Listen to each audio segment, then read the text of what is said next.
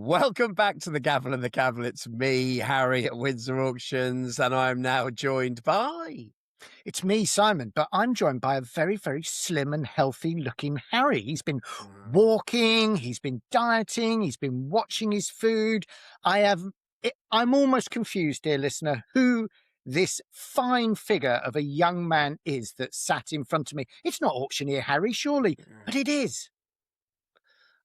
Stop taking the Mickey. Um, um, yes, but we all know it's. Do you know what? Off air, Simon and I have just been discussing what I've been doing over the weekend, and I'm walking because I'm doing in about 5 weeks. I'm doing part of the Camino, which I've been banging on and thinking about on the pod for a long while, and I was doing 12K this weekend, and I do that every weekend. Next weekend, I'm doing 15K, and I'm going to the gym in the week, and I'm still jabbing, and God knows what's going on. However, walking, I appreciate it's good for your health, but God, it's boring. It's not. We've been arguing about this, dear listener. Off there. It's a time to refresh, let your mind relax. Just get out there in the fresh air, get out there in nature, and let all the stresses of the week disappear. Disappear through your feet into the soil and embrace nature and become at one with your surroundings, Harry. Come on. Yeah. You're the one that should be saying this. You're the one that looks more like Buddha. Now, come on. Get with the program. Yes. Get with the damn program. The real Simon's back. I still look like Buddha. No. I do is I'm walking along. I'm chatting to my wife. Poor Emma has to put up with a lot. It's a long walk with a lot of chatting because I never shut up. Everybody will attest to that. However, all I'm doing is thinking, I haven't done this, I haven't done that. I should do that, should do this, and all the rest of it. Other than that, how was your week, my friend? I've got a couple of things that will make you giggle in a minute. Yeah, it was fine, Harry. Yeah, we've been our valuation days. You're always banging on about your valuation days and how good they are, and I virtually say nothing because ours can be, some can be good, some can be bad. This year, we've had really, really, really good valuation days. I think every single one. We are going out to some very rural communities. We are going out to some far-flung places, so they can be a little bit hit and miss. But that's what being in business is all about. Is casting the net out there, and sometimes it comes back and full of fish, and sometimes it comes back completely empty. That's just life. But this year, we've just had some really, really lovely valuation days. And by that, I mean, last week, we had people coming along just with items that they'd inherited, just wanting to know a little bit about them. Mark has been superb. We had a lovely Iranian lady come along, and she brought with her a load of tea sets and spoons. No intention of selling them, and goodness me, wouldn't want them to. They're family heirlooms, but absolutely beautiful objects. And another facet to Mark's bow that I didn't know that he had. My God, he was able to talk very knowledgeably about Iranian teaware. I don't know where he gets his information from. I really don't. But it was very impressive, and we've had some lovely turnouts to these valuation days. We did two last week, and we're doing them every single week, and another one tomorrow. And they're really enjoyable this year, I have to say. On occasion, when you do one, and it's it can feel like a bit of a waste of time, but actually really lovely this year. No such thing as a waste of time. I often find that even if you don't take a lot in on the day, that people go away and have a think about it, and things come in after the event, or they'll come back when you next visit that area or that location. And I always think it's funny that even if you do one that's like a mile and a half from your auction house, you get a whole different range of people come to that, which I love. I do always gently tease and say, we're open every day for walk-ins just around the corner, but we do a lot of walk-in trades, so we're very happy. Shall I make you? I'll make you laugh about my day. So usually at this time of year, everybody, you'll be aware that I am banging on about the Royal Windsor Flower Show, which is a fantastic event. You've not been fired, have you? In the Great Park. Unfortunately, I'm not here. I'm doing that Camino walk thing. I'm not here this year. However, I won't be doing it next year. Because I've been notified that technology, I've been replaced by AI. Fantastic. So everybody, do make your way up to Royal Windsor Flower Show. Tickets are available now. Visit the website. We'll probably put a link in the show notes if David remembers. It is a really lovely day. An awful lot of effort goes in. There's some fantastic vendors. There's show gardens. There's all sorts of things. My favorite part of the day, it's got nothing to do with flowers, is watching the Chelsea pensioners do an egg and spoon or a sack race, because they always feel left out when the kids have done it. So we always put that on. It's a brilliant, brilliant day out. It's modern life meets traditional British spring summer fair. So do go. It's good fun. But there will be no compare apparently this year. Because they rang me, asked me if I'd find a replacement for them. I rang them back with going to give them names, and before I could say anything, they said, "We've decided you've been replaced and we don't need you anymore." I went, How are "Okay, they thanks, doing sir." that? How does I that have work? no idea, and I just took it on the chin and went, "Okay." However, what will make you giggle, we were filming last week a bargain hunt style event with Thames Hospice. I think I may have mentioned it, and in a big, big superstore. And I have been asked by, not Thames Hospice, I hasten to add, but one of their partners, whether I will now strap in, whether I will compare. And this is very much in my wheelhouse, apparently. I'm going to be very good at this. The email that came through to, sort of butter me up, a fashion show.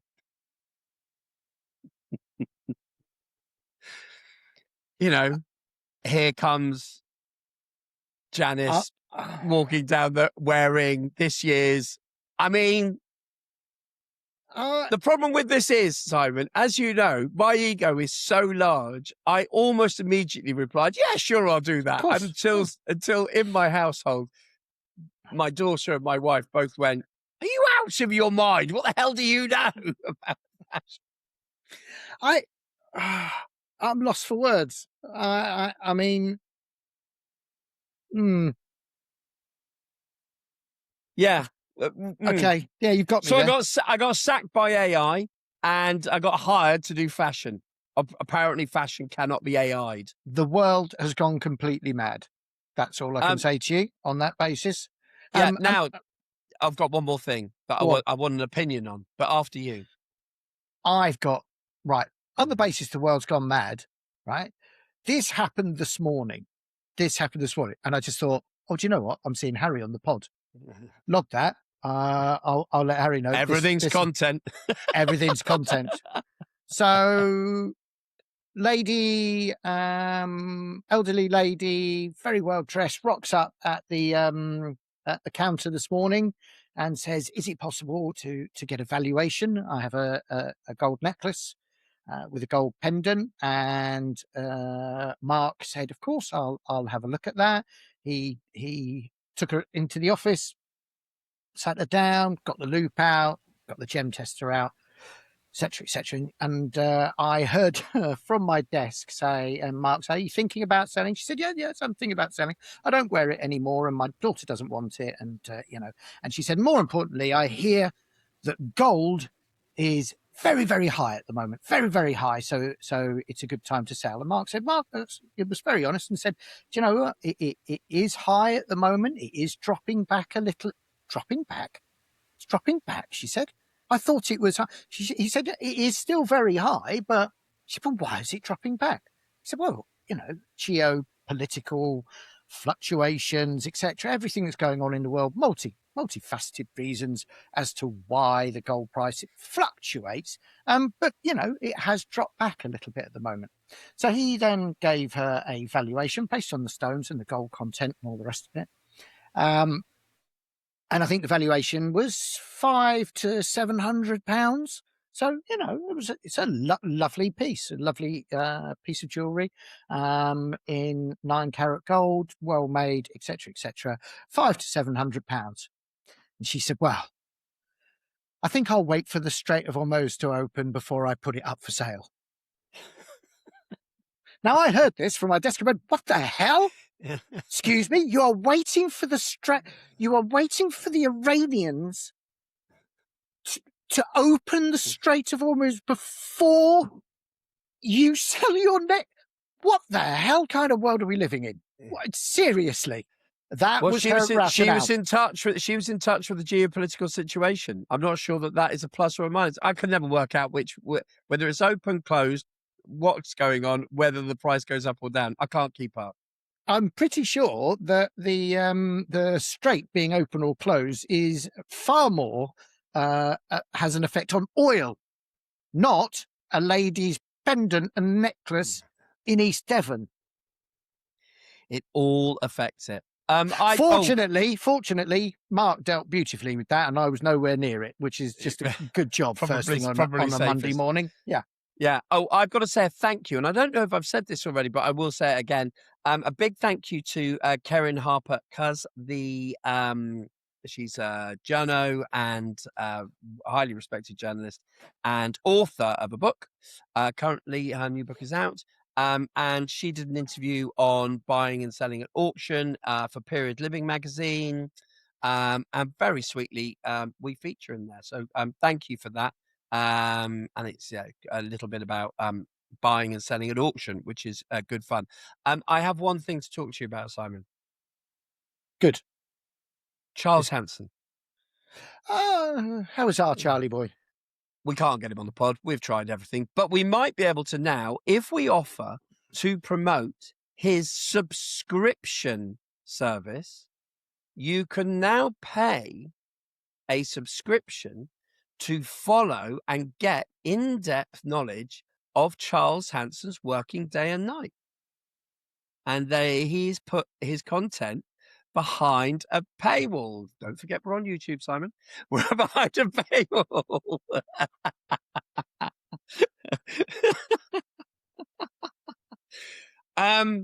Thoughts? I don't think I'm cut out for this conversation. Simon's not very in touch with social media, so I thought that's why I thought I'd spring it on and just slide it into the podcast. Thoughts? I have to say, he got trapped in a loo this weekend on a train coming to London to do a charity auction. He got trapped on a loo. I think when I last looked at it, 500,000 people had seen his tweet or his little video of him trapped in a loo, being rescued, coming down. Have 500,000 people paid for this? No, not half. Well, if 500,000 paid £1.79 a month or whatever it is to see that, then he'd be doing all right. But yes, yeah, go on. I have no idea. Questions from the floor. Can I just qualify here? Yeah, we can pay. Yeah. To hear the lovely Charles Hanson tell us about his day. I think so, or things that he's finding out in the wild, things that he's doing. I think that's what it is. Sorry, I'd love to get him on the pod. I want to get him on the pod to discuss it. No, hang on. Well, he's not going to do that, is he? Because he's not stupid. If he's managing to... See, you've had me doing this for 4 years now. Not a penny have we made, Harry. I feel like I want to say we have I'll carry on. Here we go. I'm in trouble now, everybody. Our Charlie boy is apparently charging £1.79, I don't know what, a month, and talking to. There's no wonder he's not coming on the pod, is there?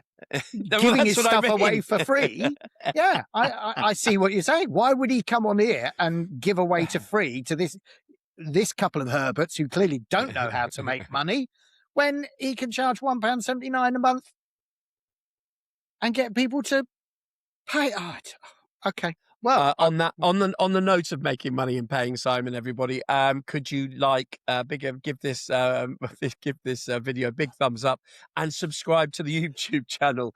As one of our listeners did say, let's get you going so you can monetize this. And then there's ... I don't know what the ... means. Or just whether send it's Harry, the quality of the item.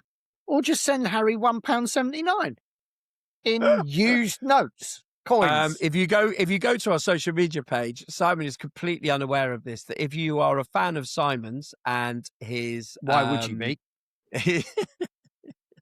First of his- all, get a life. if you're a fan of Simon's, we have a page set up where you can send Simon miniatures of whiskey as a thank you for all his pearls of No, wisdom. don't send me miniatures.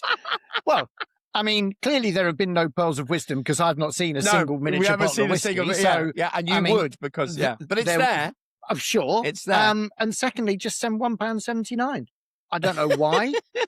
I don't know how you arrive at that number. Charles, can you jump on the podcast and at least tell us the rationale for £1.79? I'm now as interested as to why it's £1.79. Has he done some kind of focus group study? No, I think that I've decide seen that.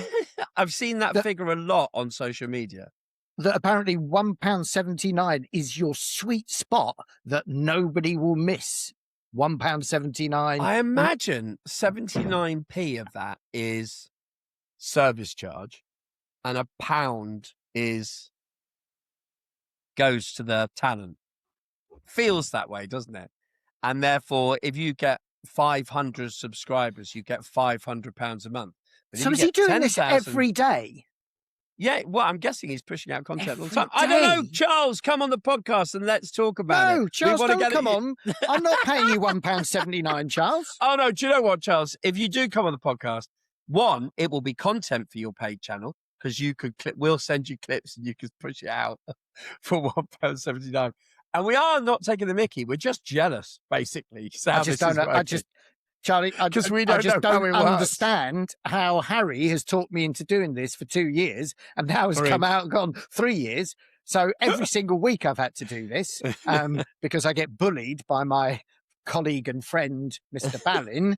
And apparently I just wrote a lovely article about you, about how it's two good friends just chit-chatting. Too late. It's almost therapy. Too late. I could have been earning £1.79 a week. I could have been earning £1.79 a week. I don't know how it works. If it was £1.79, it'd be better than it's doing at the moment. Right. On that happy note, thank you to our listeners. Do subscribe on our YouTube channel because now you know what we're trying to achieve. One, we can stream more, and two, we can earn £1.79. Also, Mr. Henderson, you can't let us have just this one way. You've got to come back. We've sat in a pub and had a beer with you, Mr. Henderson. We know you can give as good as you get. So why don't you jump on the pod with us and give us a bit of a shoeing, which, quite frankly, we deserve by now. We've been poking fun at you for long enough since you said you'd come on the pod and haven't. So why don't you come all guns blazing onto the podcast and give us a right good run for our money? That would be fun. But understand, that's £1.79 is going down the drain left, right. Right. Today's topic. Simon has chosen another topic. Simon's in charge of topics. Topics.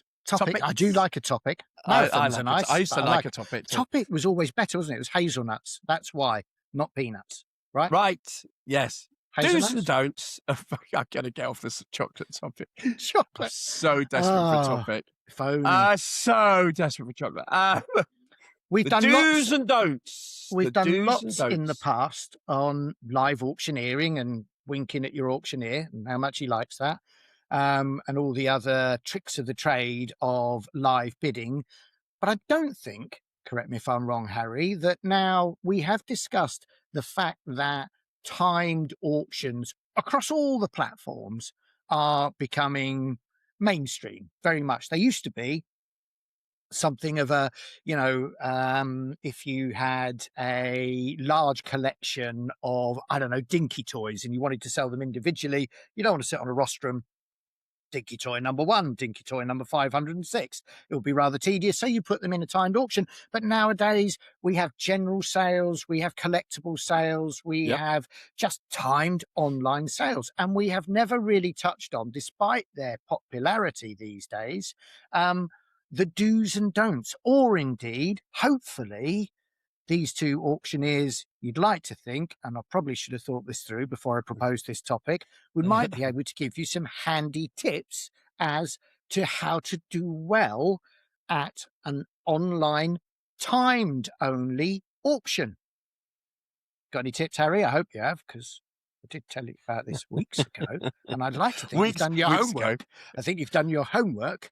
Not Yeah, done it at the last minute. I'm looking off screen because I've got a few notes on my phone. Right. So, the biggest positive, and make sure you are aware of the type of timed auction that the auctioneer is running. So, the majority, I would say almost all auction houses who run timed auctions, the item will have an end time, but it is not finite. So and we got criticized this for the other day, and we have taken that criticism on board and changed it. So our end time, if you bid in the last 30 seconds or 1 second or nanosecond, it extended the lot by 10 minutes. Now that 10 minutes is too long. So Yes. what we've Yeah. done is we've shortened that. I think it's to 2 now, to get people used to it, and we might make that a minute, and therefore it doesn't extend too long. You can continue to bid in that 10 minutes, but if you bid in the last nanosecond, it extends another period of time. So make sure you've read the terms and conditions. And I know none of us like reading terms and conditions on anything, or instruction manuals on building anything or all of it, but make sure you know what that extension time is. Also, do check the fees. So not all auction houses are not identical. And so there will be fees for the auction house and there will be fees for the platform. They all get billed to you by the auction house or in one lot, in one hit, by however they do their billing. But make sure you've got that in your costings. So whether you're buying for fun, for yourself, a collectible, something that you really, really want, or if you're buying to trade, you're obviously going to need to factor in the fees. But do look at your fees because they're always different.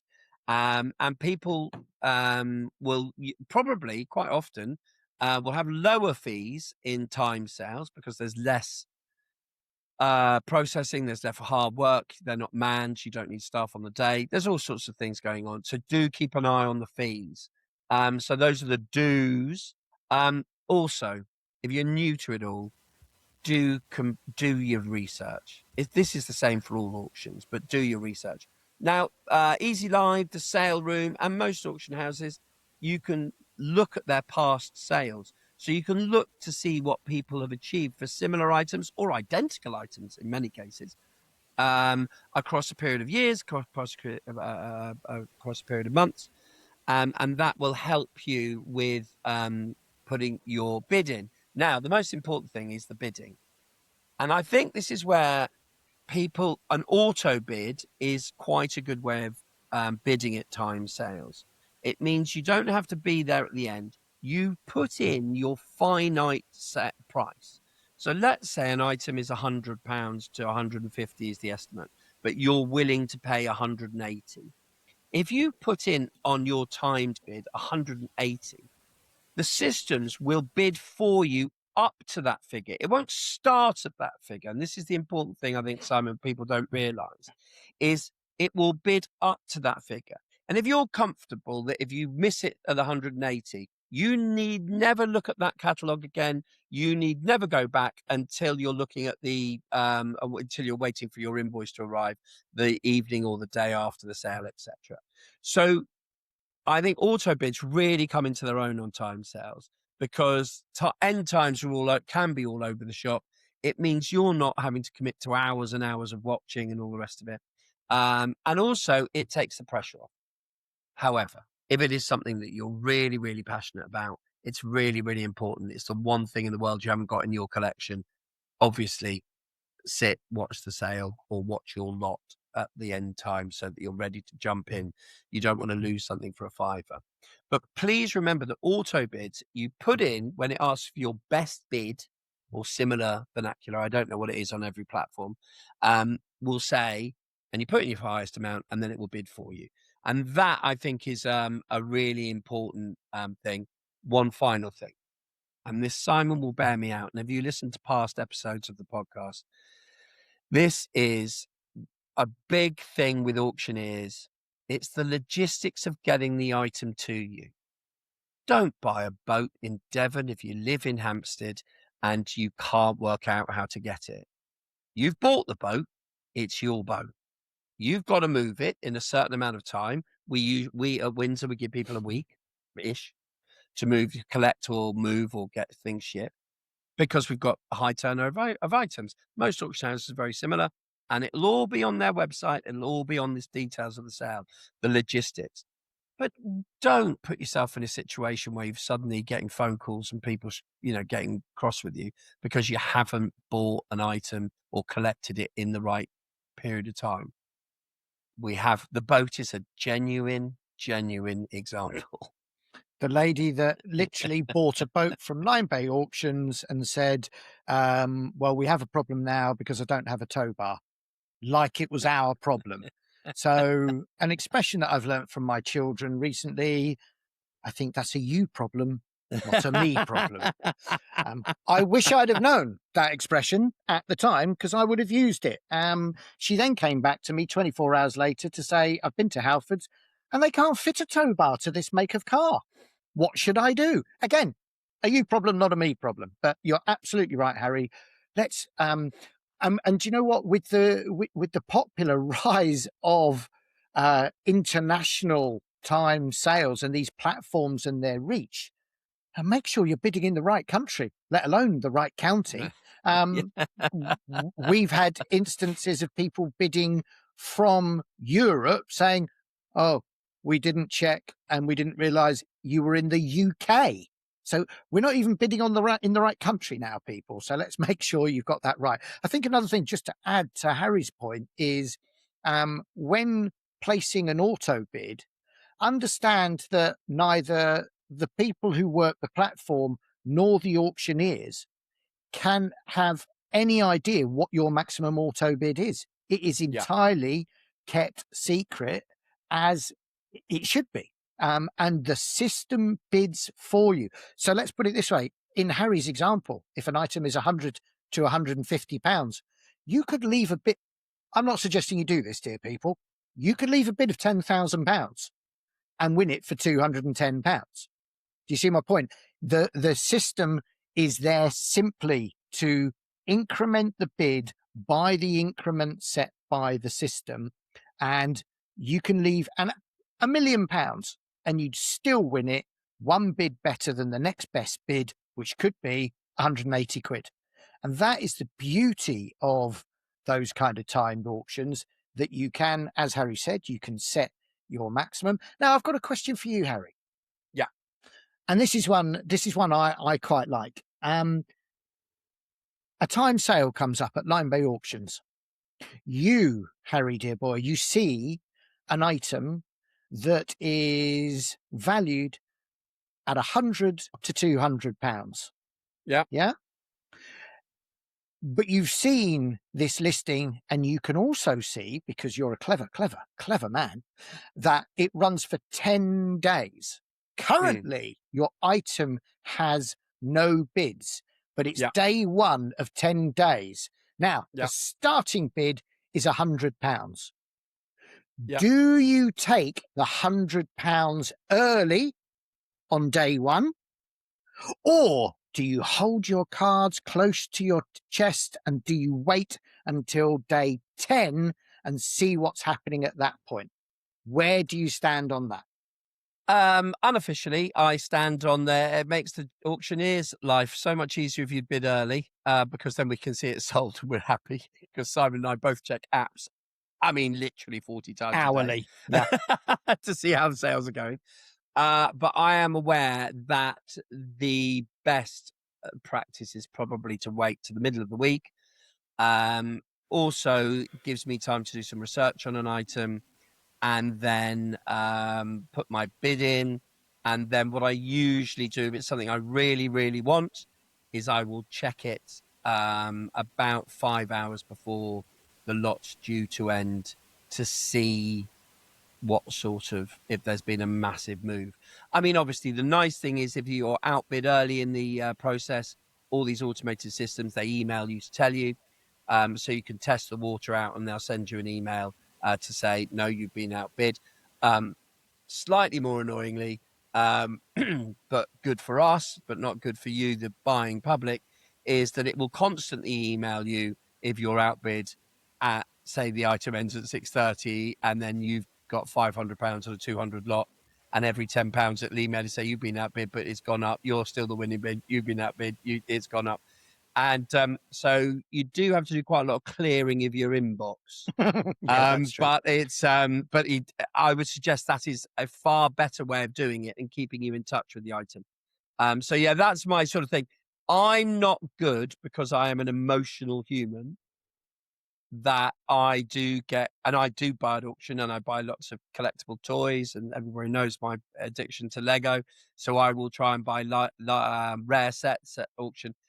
I know my faults, and I know that if it's coming towards the end of the sale, I can get carried away, and therefore I'm quite often, and I know this sounds a weird thing for an auctioneer to say, I quite often don't watch that bit, because otherwise I'll find myself paying way too much money for something I just want to add to my collection and is not financially sensible. Is there not a position that says if the estimate and the starting bid is £100 to £200, starting bid Yeah. £100, there is only one £100? Yes. So if you wait and somebody else takes it and then you go, "Oh, okay, I will," there's only one £100. So why not take that? No. And then if nobody else bids, Big fan of that. Yeah. Does make perfect sense. That and does you can make scare perfect people sense. off. Although then there's the counter argument that says, "Oh, somebody else has bidden it. It must be good. I'll get involved." Oh, it's tricky, isn't it? So there is quite a lot of psychology. Yeah, welcome goes to on. auctions, everybody. This is why we're happy on the rostrum and not buying much. Exactly. But I do think, yeah, it's if you've done your research, as Harry says, if you know where the item is and how you are going to repatriate it to your home or wherever you wish it to be, and that all makes sense, and you understand the commission fees, and you understand how auto bids or live bidding works at the end of a time sale, then they're a lot of fun. They're a lot of fun. I was bidding on a few items this weekend, and I was getting emails left, right, and centre. You've been outbid. You've bid again. Somebody's bid against you. The bid's now at this. And then I had to sit there because I couldn't leave it alone right at the last minute to make sure that my bids, both of them were unchallenged in the end, but we had a bit of frenetic bidding throughout the weekend. I love it. It's great fun. It really is. And then It is winning that great fun. item The reason why I tend not to watch is that I know my own faults. And when you've got a hobby or a collection, and you know what, sometimes it really doesn't matter. You spend too much, and you just you readjust your weekly spending to take into a fact that you bought something that you really, really love is giving you huge pleasure. I get that, but yeah, no, you just have to be careful on that subject. I was in anticipation of today's topic. Do you want the quick reality check that many people say about buying at timed auction? You ready? Go on. Auctions reward discipline, not luck. Right? Listen to this. Most losses come from fees and impulse bidding. Fees? Fees, as in, what do you mean your losses? As in the losses if you buy something to resell it, you Right. haven't factored in The fees. fees Because you and haven't read the terms and conditions. you haven't read the terms and conditions. Hence me saying read the terms Mm. and conditions. And then the last one is this one is a kick in the teeth for Simon and I, dear listener. Most unsold items come from unrealistic reserves. Oh, most unsold items come from. I mean, yeah. I mean, if you get the reserves badly wrong and you misread the market, yeah, fair point. Yeah, absolutely. There is that. Yeah, absolutely. But it's exactly. tricky, isn't it? But you got to laugh. I was like, all right, everybody, come on, let's not kick the auctioneer too hard. And you've also got to, yeah. and you've also got to remember, and this is the weird thing, dear listener, is that, and this happens all the time. Every auctioneer will know this. You put an item in with a reserve, and it doesn't sell, and you look at it and think, I don't understand what the hell happened here. Okay, I'll rest it for a week, and I'll put it in the following week, and that week it absolutely flies, and you think, I don't understand. But there you go. That's just life. That's just the world we live in. It is bizarre. We had a guy come in today into the auction house, said, "Oh, I don't think my clock sold at the last auction." We said, "We've been trying to get hold of you. It was the auction before that it didn't sell, but we've put it into the following auction at the same price because you indicated you wanted it sold on your receipt form, and it sold for more." He said, "Well, I don't get that. Why didn't they buy it the first time?" And he has a point. And I said, "Well, they didn't, but it's now sold. Are you happy?" And he went, "Yeah." He said, "I should check my emails." He looked at his emails, his phone. He went, "Oh, yeah, you've been trying to get hold of me." Yeah, we have. Yeah, you're absolutely right. So I think what we're saying is timed auctions, do your research, understand the lie of the land. Yeah. Literally where the land lies in conjunction to your house. Understand what the fees are. And then you can bid with absolute confidence and certainty, and hopefully win some fantastic items. And don't assume that there aren't fantastic items now in time sales, because a lot of auctioneers are going that way. It's the ability, because we can't all be sat on the rostrum all the time, it's the ability to sell more and more items alongside your live general sale. And there are some cracking finds to be had. You nailed it, Simon. I can't say better than that, mate. Still looking very handsome. Oh, God. I'm sorry. Look at my little elephant. Look. Pardon? Behind me. Oh, sorry. My elephant. Look at that little elephant. Trunks across the Thames, everybody. The art trail starts soon. Jess is going to come back on the pod and tell us all about the next stage and where all the elephants are going to be in Windsor. Simon and I are doing a walking tour, and we're going to zap every single QR code. He can't wait. Yeah, we are. He cannot wait. He's going to be mic'd up, and he's going to give you a personal review of each elephant. What's the QR code do? QR code. So what you do is each elephant will have a QR code, and you vote for your favourite elephant out of all of the elephants. And then there's and the artists obviously are all vying to be the best. I'm up with the kids when we're recording in a couple of weeks. You are indeed, my friend. Good. Your poor children have no idea that Uncle Harry's going to be dragging around to look at 30 elephants. I've got people running it as well. People are running the route. How far's the trail? I don't know. Quite a way. It's Windsor through Eaton into Slough. So it's not. I mean, it's walkable. Yeah. I mean, well, to somebody obviously a health and fitness fanatic like myself currently, piece of cake. Now we're back in my ballpark. Piece of cake. Right, everybody, like, subscribe, spread the word. Do subscribe on YouTube. Forgot the name of what it was. And let everybody know about the pod. And Simon will be picking another topic. But we've got interviews coming up. Oh, coming up is we've got a lady coming on. We will tell you all about it next week or the week after. If you are interested in getting into the antiques auctioneer art world, she works in recruitment and is going to point us in the right direction of what you need to make yourself the best candidate. Is that best candidate? Do you reckon she can help us get a proper job? Too late for us, Simon, which is why we're trying to get somebody on who can help other people. And Richard Worrell, him of Narva, is coming back. And guess what, Richard? Simon and I still aren't members. Well, at least we got it out there early. That's right, did it? See you later, Simon. Cheers, buddy. Take care, buddy.